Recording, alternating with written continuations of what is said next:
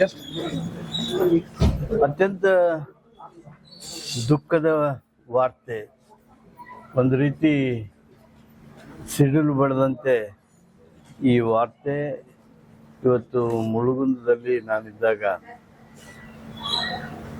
ಈ ಸಾಹಿತ್ಯ ನೆಲ ಮುಳುಗುಂದದಲ್ಲಿ ಭೈರಪ್ಪನವರ ನಿಧನದ ವಾರ್ತೆಯನ್ನು ಕೇಳಿದ್ನಲ್ಲ,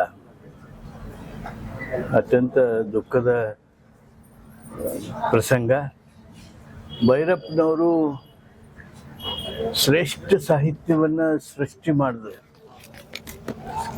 ಸತ್ಯವನ್ನು ಹೆಕ್ಕಿ ಹೆಕ್ಕಿ ತೆಗೆದು ಸಮಾಜವನ್ನು ಜಾಗೃತ ಮಾಡೋದರಲ್ಲಿ ಬಹುದೊಡ್ಡ ಕೊಡುಗೆಯನ್ನು ಸಾರಸ್ವತ ಲೋಕಕ್ಕೆ ನೀಡಿದವು.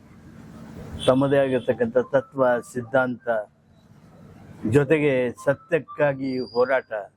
ಒಂದು ರೀತಿ ಭೈರಪ್ಪ ಸತ್ಯದ ಪಕ್ಷಪಾತಿಗಳೇ ಆಗಿದ್ದರು ಅಂತೇಳಿ ಹೇಳೋದಕ್ಕೆ ಆಶ್ಚರ್ಯ ಪಡುವಂಥದ್ದೇನೂ ಇಲ್ಲ. ಭೈರಪ್ಪನವರ ಅಗಲುವಿಕೆ ಕನ್ನಡ ಸಾರಸ್ವತ ಲೋಕಕ್ಕೆ ಅಪಾರವಾಗಿರ್ತಕ್ಕಂಥ ಹಾನಿಯಾಗಿದೆ. ಅದು ತುಂಬಲಾರದ ಹಾನಿ.